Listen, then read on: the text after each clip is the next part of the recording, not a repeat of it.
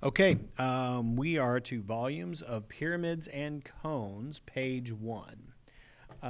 So I wanted to talk about the idea of the volume of a pyramid or a cone.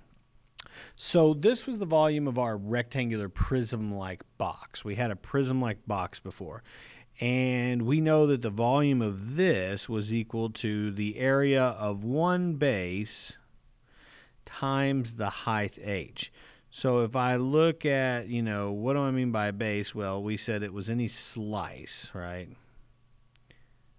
It was any slice. So if I find one slice, I can stack it however many h tall, and that's going to give me the volume of it. Well, how does that apply when we get to a pyramid? Well, a pyramid could be removed from this box. And without using calculus that you guys don't know right now, I can't prove this to you straight up, but I can tell you we have a waterproof that we normally do in class, that what you're going to find is that for every one pyramid you remove, so for every one pyramid you remove, you would actually think it looks like there's only one pyramid left down here. Because, you see a flat one up here, you see a flat one left down here, and these get smaller as they go up the sides. But what's interesting is where this comes to one point, this comes to flat lines around the edges. So there's actually more than one pyramid full left down here. And you normally would take water and pour it in, and we'll find that it takes 3 of these to fill up one of these cubes. So that means for every one pyramid that's here, there's 2 left over in the piece that we cut out. That means that basically what we're saying is that this pyramid, the volume of the pyramid is equal to 1/3. It's only one up here and 2 down there, so that's 1/3. So the volume of a pyramid is 1/3 the volume of this actual cube here, or this rectangular prism. So that means that I'm going to do the same thing. I'm going to use the same base here, which is the same base from this one, and I'm going to use the same height. I'm talking about the standing height of this shape, the perpendicular standing height of that shape. So the volume is still the area of the base times the height, but it's divided by 3 because it's only 1/3 of the shape. Okay, so every pyramid or cone is going to be 1/3 of the partner prism or cylinder that would have been made using that same base. So if as long as these two have the same base and the same height, then we are talking about a pyramid being 1/3 of that prism. Okay, so that brings us into our problem number 1. Well, we got to go back to what was our formula for the volume of a cylinder. Well, we know that the volume of any of these prism-like shapes was the area of the base times the height of the shape. But we also knew that the area of any cylinder's base is going to be pi r squared times h. Well, what does the volume of a cone end up being then? Well, we said it's going to be this area of the base times height, this volume, divided by 3, because there's only 1/3 of them.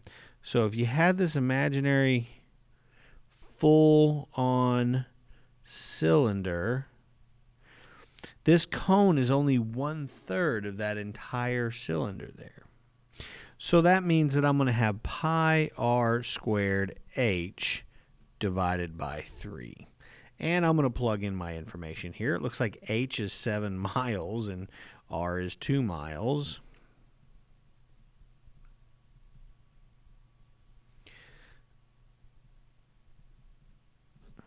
Okay, and whenever I do 2 miles times 2 miles, or 2 miles squared, that's going to be 4 miles squared times 7 miles is 28. Miles squared times miles is miles cubed. So it's going to be 28 pi miles cubed, and that 28 pi is divided by 3. I'm just going to leave it as 28 pi over 3. You could find the decimal for this, but I prefer just to leave these as more exact numbers. Okay, so the same thing with number 2. We want to imagine that this was a prism, and then find the volume of that and divide it by 3. So the volume of a pyramid is the same as the volume of a prism, so it's area of a base times the standing height, but divide the whole thing by 3. So we just need to find this base down here. Now in a pyramid, it's a little harder to tell which one's the base because it won't give you congruent slices all the way up. But what you do know is that a base will always give you similar slices. So they won't be exactly the same size and shape, but they will look the same, just being smaller as you go up. So if you find the direction that you can slice it and get similar slices, then that will be your base. Now in the case of a four-sided pyramid like this, you could actually pick any of these to be the base, and it would be fine. But since this is the base that I can find, because I do know its values, that's the one I'm going to use. Since this is a right triangle, that means that I can use 3 as the base and 4 as the height. So the area of the triangle, which is the base, times the standing height divided by 3. So the area of the triangle is going to be equal to base times the height of the triangle divided by 2. So I'm replacing this area of the triangle with this base times height divided by 2 times the standing height of this object, which we know is 4 miles, divided by 3. So now I'm going to plug everything in, and the base is 3 miles, the base of that triangle. The height of that triangle is 4 miles. That's divided by 2. And that whole thing is multiplied by the height of the entire standing object, which is 4 miles. And then the whole thing is divided by 3.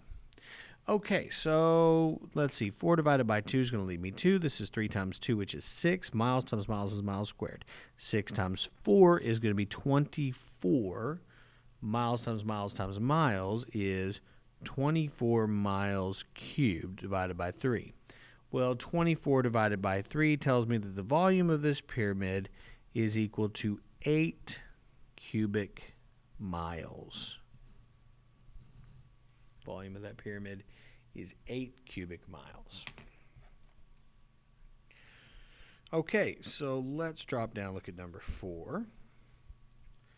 Number 3 is a square pyramid. I'm sure that you guys can figure that one out. So let's look at number 4. This is going to be the same as if it was a rectangular prism or a rectangular box.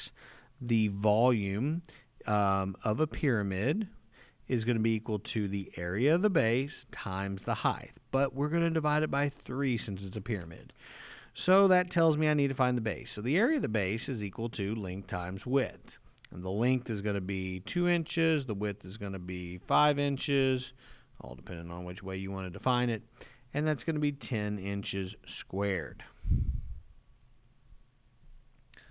Okay, and then the volume of that pyramid is equal to that 10 inches squared for the area of the base times the standing height of this object, which is 5 inches, divided by 3. So it looks like this is going to be 50 divided by 3 inches cubed. 50/3 inches cubed.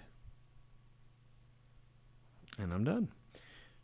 All right, let's continue on. Okay, number 6. Number 5 is a pentagon, so this one should help you with number 5. We said the volume of a pyramid is equal to the area of the base times the height divided by 3. So the area of the base in this case is going to be the area of a hexagon.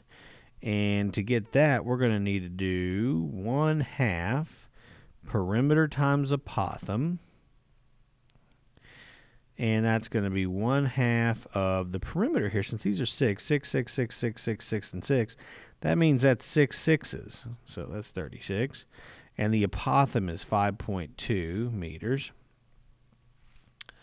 All right, so that's going to be 18 times 5.2. Sorry, the old lady wants me to get home, so I got to hurry up. So 3 times 6 times 5.2 equals 93.6. So the area of this hexagon is 93.6, and those were all in meters, so that's going to be meters squared. Now, to do the volume, we said we want to do the area of that base, which was 93.6 meters squared, times the standing height of that object, which is going to be 9 meters, and then divide that whole thing by 3. So basically, I'm just going to multiply 93.6 times 3. So 93.6 times 3 equals 280.8.